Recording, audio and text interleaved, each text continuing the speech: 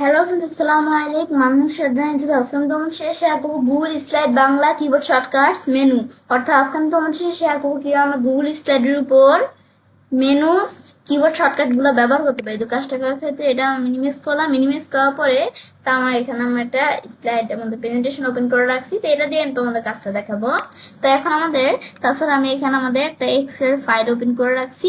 তো এখানে আমি আমাদের শর্টকাট কি আনছি, তো এখান থেকে আমি তোমাদের বিষয় দেখাবো। তো এখন তো আমি আমাদের এখানে শর্টকাট কিগুলা এখান থেকে লিখে তা আমি তোমাদের এই যে এখানে শর্টকাট গুলো এভাবে দেখাচ্ছি। এখন আমরা তোমরা কোথা থেকে শর্টকাট কিগুলো পাবে। তো আমার এখান থেকে আমার যে ভিডিওর ডিসক্রিপশন বক্সে আমি আমার এই পুরো এই এক্সেল ফাইলটার লিংক দিয়ে দিব। তো তোমরা সেখান থেকে সেই লিংকে ক্লিক করে এই যে এখান থেকে ফাইলটা ওপেন করে তোমরা এই শর্টকাট গুলো প্র্যাকটিস করতে পারো। তো এখন আমাদের এখান থেকে তাছাড়াও আমরা উপরে যত ভিডিও করছি সব ভিডিওগুলোর ডিসক্রিপশন বক্সে কিন্তু লিংকটা দিয়ে দিচ্ছি, তোমার সাথে সেখান থেকেও পেতে পারো। তো এই যে আমাদের এখানে কিন্তু উপরে এই যে শর্টকাট কিগুলোর উপরেও কিন্তু ভিডিও ধরো আমার চ্যানেলে দেওয়া আছে। তো এখন আমি যদি এখান থেকে ধরো নিচ দিকে আসি, এখন আমি আমাদের এখান থেকে তোমাদের ধরো এখানে আমরা নিচ দিকে আসি। এখন এই যে আমাদের শর্টকাট কিগুলা। তো এখন আমাদের প্রথমে আজকে বলছি আমি তোমাদের সাথে এই মেনুসের বিষয়টা শেয়ার করব। তাছাড়া আমি তোমাদের আগের ভিডিওতে কিন্তু নেভিগেশনের বিষয় দেখাইছিলাম। এই নেভিগেশনের যে বিষয়টা এই ভিডিওতে কিন্তু আমি তোমাদের বলে দিয়েছিলাম যে পরের পর্বে এই মেনুসে এই শর্টকাট কিগুলো তোমাদের সাথে আলোচনা করব। তো সেটাই এখন আমি তোমাদের দেখাবো। তো এখন আমাদের চলো আমরা শুরু করি কথা না বাড়িয়ে। তো এখন প্রথমে আমাদের হচ্ছে কনটেক্সট মেনু। তো এটা কি কন্ট্রোল শিফট অবলিক অথবা আমরা কন্ট্রোল শিফট এক্স আমাদের বা আমরা চাইলে কি করতে পারি শিফট F10। তো এখন আমাদের যে এখান থেকে আমরা কনটেক্সট মেনু আনার জন্য ধর আমরা কন্ট্রোল শিফট অবলিক দিয়ে প্রথমে আমরা দেখি যে আমি উপর দিকে আসি।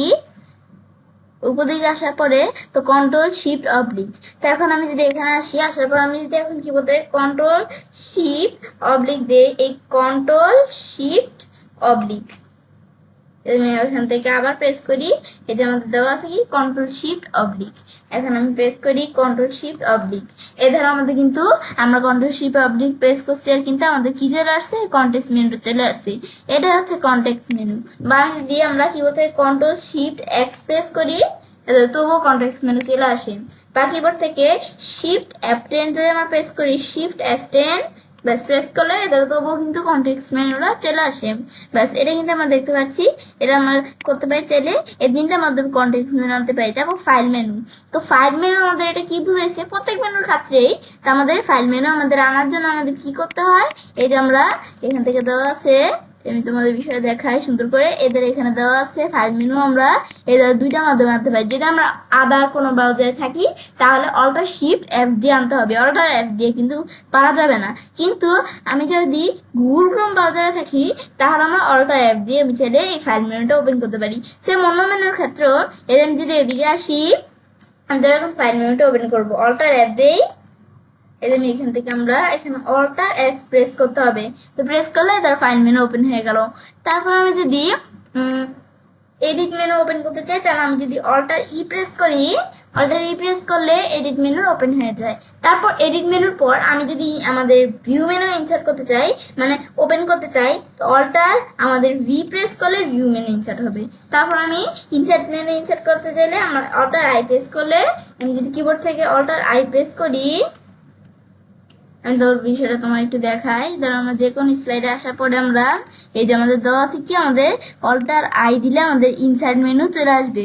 এই যে আমরা আমাদের যদি এখন এখানে আসি, আসার পর আমি কিবোর্ড থেকে প্রেস করি অল্টার আই ইনসার্ট মেনু চলে আসলো। তখন মনে আমাদের ভালোভাবে প্রেস হয়নি। তারপর যদি আবার আমি কিবোর্ড থেকে অল্টার ও প্রেস করি, এখানে আসার পর অল্টার ও প্রেস করলে আমাদের ফরম্যাট মেনু চলে আসে। তারপর আমি এখান থেকে ফরম্যাট মেনুর পর আমি যদি এখান থেকে আমরা এটার পর অল্টার এস প্রেস করি স্লাইড মেনু চলে আসে। তারপর আমরা এখান থেকে এটা দেখলাম, এটা দেখার পর তারপর আমি এখান থেকে টুলস মেনু আনার জন্য কি করব, টুলস মেনু আনার জন্য আমরা অল্টার টি প্রেস করে টুলস মেনু চলে আসে। তারপর আমরা এখানে দেখার পরে তারপর আমি যদি এখানে আমরা অল্টার আমাদের এইচ প্রেস করি তাহলে আমাদের হেল্প মেনু চলে আসে। এই মেনুগুলো আমরা এই বিষয়গুলো করতে পারি, মানে মেনু শর্টকাট কিগুলো আমরা এভাবে ব্যবহার করতে পারি। আর অন্য কোনো ব্রাউজারে থাকলে প্রত্যেকটা শর্টকাট কি অল্টার টি অল্টার এইচ এর মাঝখানে শিফট বসবে, তারপর কাজটা করতে হবে। তারপর দেওয়া আছে কি আমাদের, এরপর দেওয়া আছে অ্যাক্সেসিবিলিটি মেনু। তো এটা কি কাজ করে অ্যাক্সেসিবিলিটি মেনু? তাহলে এখন আমাদের অল্টার এ প্রেস করতে হবে, এর আগে অল্টার শিফট এ প্রেস করে নিতে হবে। আমাদের যদি এখানে আদার্স ব্রাউজার দিয়ে আমরা কাজ করতে চাই অল্টার শিফট এ প্রেস করে নিতে হবে। তো এখন এই অ্যাক্সেসিবিলিটি মেনুর কাজ কি? এর আগে তো আমাদের অ্যাক্সেসিবিলিটি এই মেনুটা আমাদের এখানে থাকতে হবে, তো সেই ক্ষেত্রে আমরা করতে পারবো। তো অ্যাক্সেসিবিলিটি মেনুটা আনার জন্য আমি টু স্টেপে আসবো, তারপর অ্যাক্সেসিবিলিটি আসার পরে টার্ন অন করে দিতে হবে। তারপর আমরা টার্ন অন আমাদের এটা কোনটা দিব এগুলোর থেকে, আমি তো এটাই দিলাম, এই যেটাই দিলাম ব্রেল সাপোর্ট, আমি তো এটাই দিই। ব্যাস দেওয়ার পর তারপর ওকে দিলে কিন্তু আমাদের অ্যাক্সেসিবিলিটি মেনুটা চলে আসলো। এখন যেটা আসলো, এখন আমি যদি এটা আমাদের দেখতে চাই, এখন আমি যদি আমরা আমাদের কি প্রেস করে অল্টার এ প্রেস করি অ্যাক্সেসিবিলিটি মেনুটা চলে আসলো।